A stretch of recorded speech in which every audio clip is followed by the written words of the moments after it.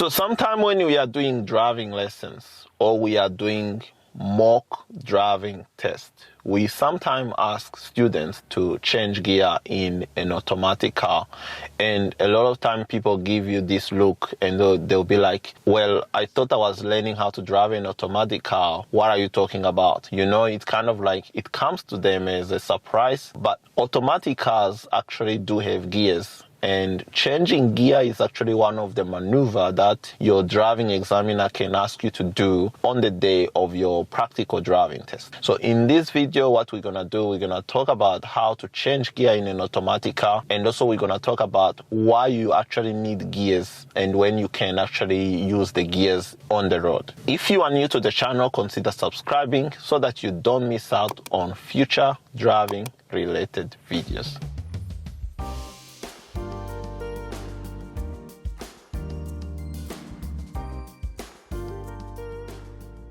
So the question is, why do we actually need gears in an automatic car? There is actually a number of reasons why manufacturers, they put different type of gears in an automatic car. One of the reasons is actually to give the driver a little bit more control. So you actually get almost full control of the car that you are driving, even though you are driving an automatic car. Notice that I said almost, and the reason is actually because you don't really have full control, because when you change gear in an automatic car, let's say you want to change from gear 4 to gear 3, what the car is going to do, the car is actually going to hold that gear. So let's say you are in gear 3, the car is going to try and hold that gear as long as it can. Once the car detects that you are slowing down too much, the car is actually going to move down a gear. It's going to put it in a lower gear. The more you slow down, it's going to keep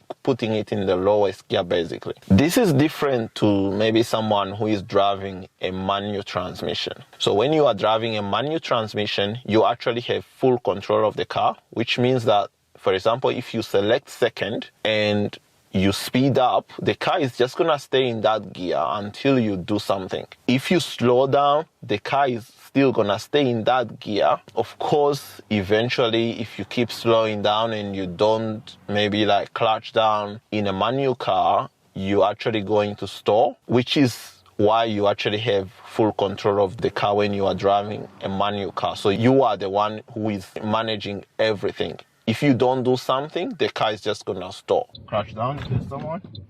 Okay, you stalled. But in an automatic car, the car is not going to stall. Instead of stalling, it's actually going to move the gear down maybe to the first gear. So that's one of the reasons why you have gears, just giving the driver control of the car. The second reason why you need gears is, for example, if you are going down a very steep hill. For example, you're going down a mountain and it's very steep.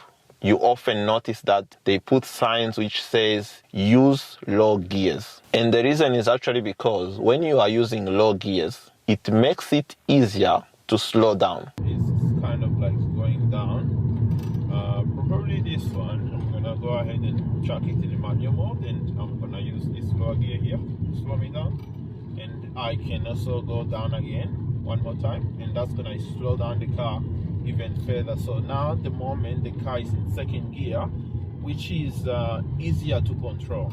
And that's the other reason why you might need to change gear in an automatic car. The other reason is actually to climb a steep hill. So if you're climbing a steep hill and it's quite steep, basically there is two ways you can speed up the car. You can either press the accelerator down, push it down, or if you move the car in a lower gear, what that does, the car is going to lock in that gear. For example, if it's in second, it's going to lock in second, which means you're going to need to press the accelerator a little bit less. Of course, you don't want to be doing that for a long time, but just if it's a short period of time, it actually does help to speed up a very steep hill if you change to a lower gear. And then the other reason is, let's say we need to overtake on a very steep mountain, for example. We want to get immediate power. So if we're going to downshift to a lower gear, that's going to give the car instant power allowing us to actually overtake whoever we need to overtake. So that's one of the other reasons why you might need to change gear in an automatic car. One thing to note is every car is different when it comes to changing gear. So for example, in this car that I'm driving, this is a Toyota Corolla, which is a 2014 model. The settings that this car has is it's got park, it's got reverse, it's got neutral, it's got drive, and it's also got the M mode. So the M mode, that's actually the manual mode.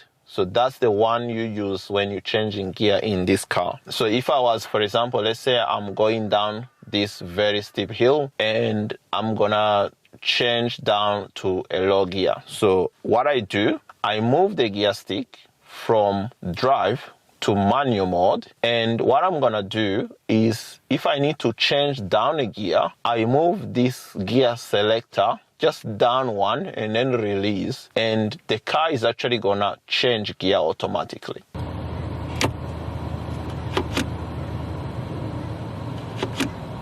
You don't need a clutch. You just basically move the gear selector to manual mode and then move it down. The car is going to change gear automatically. If I need to speed up a little bit, I can speed up and then I can change up a gear. And again, the car is going to change gear automatically. If I don't have enough speed, it's actually not going to change gear. So I need to have the right speed for it to change up. When you're changing down, it doesn't matter, because if you change down, let's say you are in 3 and you go to 2, what that does is it slows down. You can change down, but when you need to change up, you actually need to have the correct speed for the gear. So that's how you would change gear in this car. Every car is different. Some cars, they have S mode. It's also called sport mode. Some other cars, they have D3, D2, L. Basically, all of those things, they actually do the same thing. They achieve the same purpose of changing gear. So if you are on your driving test and your examiner asks you to change gear, if you are driving a car which has like D3, you just basically move it from the normal drive, you put it in that D3 or D2, and